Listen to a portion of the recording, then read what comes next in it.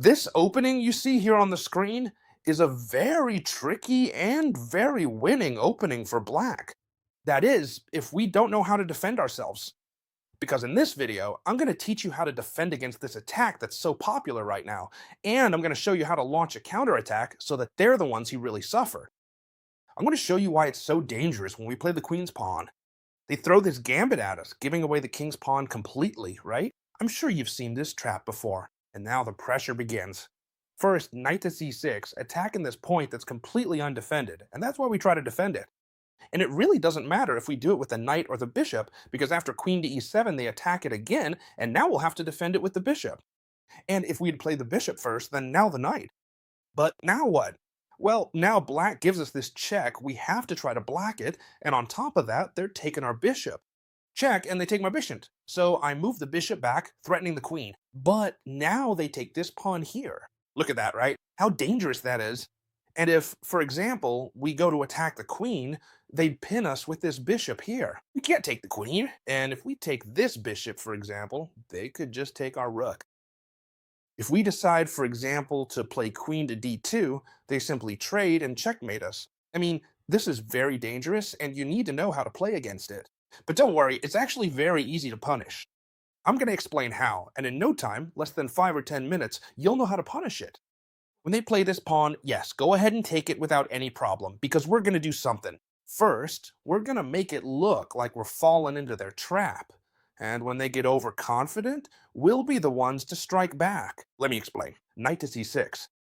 You can play whatever you want, either knight to f3 or bishop to f5. You already know, bishop to f4, you know why, because after queen to e7, we're going to play the other move. And when they check us here, don't worry, everyone who plays this gambit against you is going to do exactly this, because obviously they've studied the moves of this gambit, okay? That's just how it is. So we're going to bring the bishop back, right? They check us and they're threatening the bishop. We're going to bring the bishop back. And when they capture this pawn, and here's the key, the only correct move, and you need to remember this, and if you have to, write it down on a piece of paper, is knight to c3.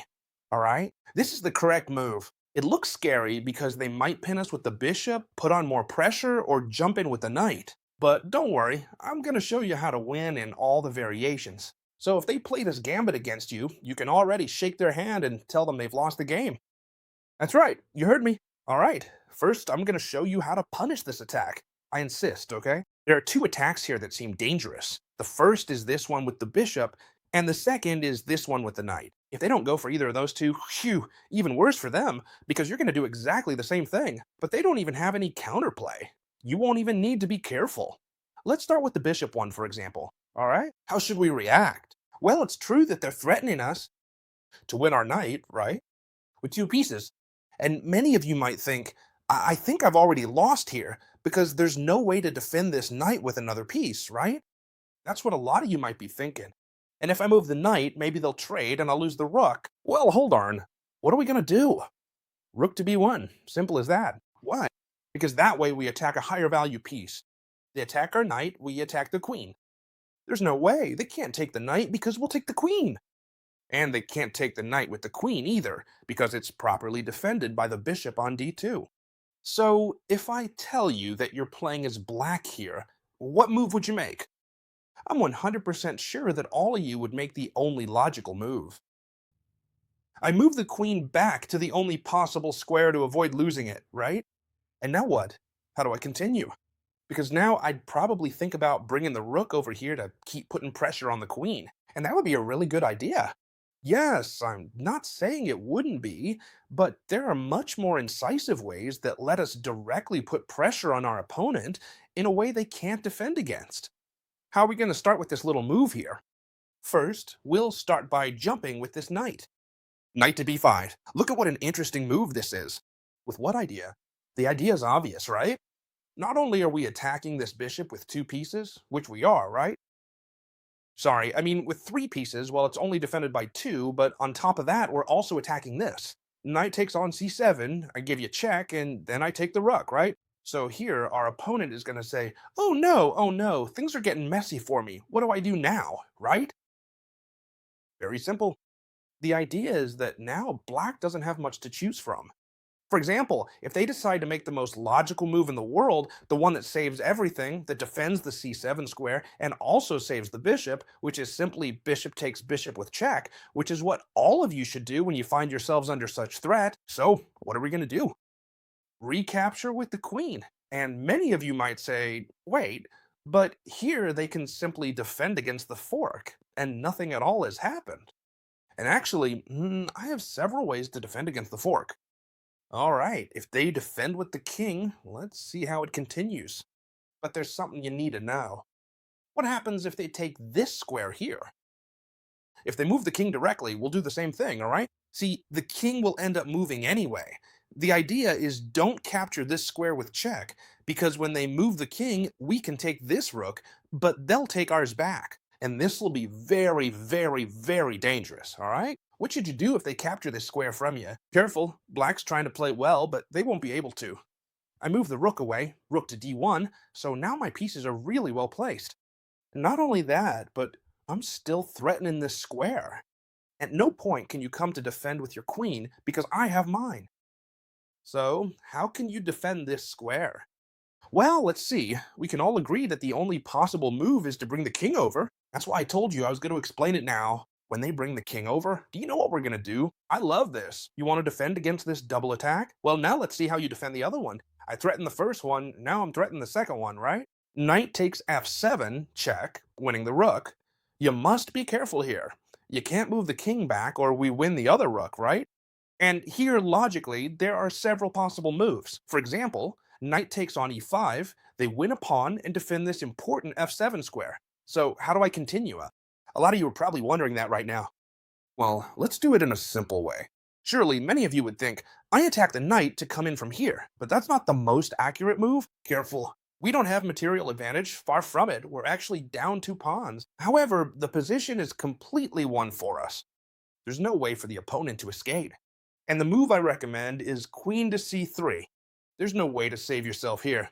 I'm attacking the knight, I'm attacking this square, I'm gonna checkmate you. When you try to escape, be careful. I'm threatening both knights and the rook is coming in too. How can black's pieces defend here? You might be wondering, is there any way, chess teacher? Well, there are very few ways here. For example, they might try to threaten our knight and try to escape with the king. But here, instead of playing queen takes f7 right away, we have a beautiful tactical resource, which is knight to e6. First, and this should come to you at first glance. If they take my knight, for example, I have this discovered check, and I take their queen. Discovered checks are so important, but there's an even more incisive way to win the game, and it's not by using this discovered check. Let me explain. I'm giving a check to the king. He can't escape because I take here, I take your rook, and you've lost the game. What must he do? He has to take the knight. He doesn't have any other choice. And accept that he's going to lose materium. But we're not even going to go after the queen. Instead, what we're going to do is queen takes on f7, check. The king has to escape, right? Only one square to escape. Seems like the only one, right? King to e8. Now what are we going to do? Well, if this knight weren't here, we'd have checkmate and won. So we move the knight with check. I don't care if you take it. Why? Because next, no matter what you capture with, I'm going to checkmate you. I'm sure many of you are wondering that when we move this knight here, threatening the fork, instead of knight takes e5, it could also be defended with knight to h6. You've been very observant. Why? Because yes, it's completely possible to defend it with this knight to h6 as well. However, we break through quickly. King in the center, our pieces attack the king, so let's open up lines. Remember? Let's do something. Don't just remember the exact moves, but as I always say, remember the general idea we have in this position, right? Attack the king. We're counterattacking. When they capture us, obviously not with this pawn, because then there would be this discovered attack and we'd win the queen, right? When they capture you with this other pawn, what do we want? If they capture with this one, well, look, that's it. Knight takes on e6. And it's that simple, you see? If the king moves, I give you the fork. And if they capture over here, then simply knight to c3 ends up winning the queen, no matter where she goes. Look at the difference in material now. Seriously, it's huge, is it? We have a full queen advantage, and there's no way, not even a chance, for the black pieces to try to win this game. Remember this well, okay? Don't come crying to me later that you lost to this gambit. You take the pawn, right? First. You defend with your pieces, all right? First the knight, then the bishop, or I don't care if you do it the other way around. Check, they're attacking my bishop. Bishop to d2, and if you take here, what's the move? There's only one, okay? Knight to c3. I hope you have that written down in your notebook. We've seen the bishop attack, but what about the knight attack? Because they're coming in with knight to c2, check, winning material with knight takes rook. So, what do I have to do? I'll tell you, this way is easier for me to punish than the other one. And the other one wasn't exactly a mystery either, right? Once you know it. But I like this way a whole lot more. First of all, how are we going to start? You're probably thinking the move isn't going to be rook to c1. That's way too passive, right? We'd be way too much on the defensive. No, the move is knight to d4. We simply defend the square. But here, a lot of you are probably thinking, or maybe you've already ruled out this move. Why? Because they play c5 against us, and now what? If I move the knight away, they come in through here. And if I don't move the knight, they're going to take it. So, chess teacher, you're recommending some pretty bad openings, huh? I'm about to stop following you. No, come on, please, this is a winning move. Pay attention. It's true that they're attacking our knight, but what we have to do is play our save-in move. They're attacking our knight, so I attack your queen, rook to b1. Do you remember this now? It's really the move that saves us every time. The queen has no other square to go to. Queen to a3. Just like in the previous variation, both the knight and the bishop cut off her escape. Therefore, queen to a3 is the only possible move. And now, once the queen is moved away, moving the knight makes more sense. First, you don't threaten knight takes c2, and second, I create a double attack. I attack your queen and the c7 square. The best part of this gambit is that these variations are forced. In other words, they're going to lose no matter what. Why? Because if they play the correct moves, which are the ones in this video, you simply know how to punish them. And if they play worse moves, then with the same idea, it'll be even easier to punish them. So now what? We attack the queen, and where can this queen go? Well, there's only one option, because we're attacking the queen and threatening the fork. Queen to a5. You see that the ideas are always the same, right? Attack the fork. Make strong attacks. Now, we can't go attack the other fork, but you'll see that the ideas are very similar. There's a strong discovered attack here, but the knight's blocking.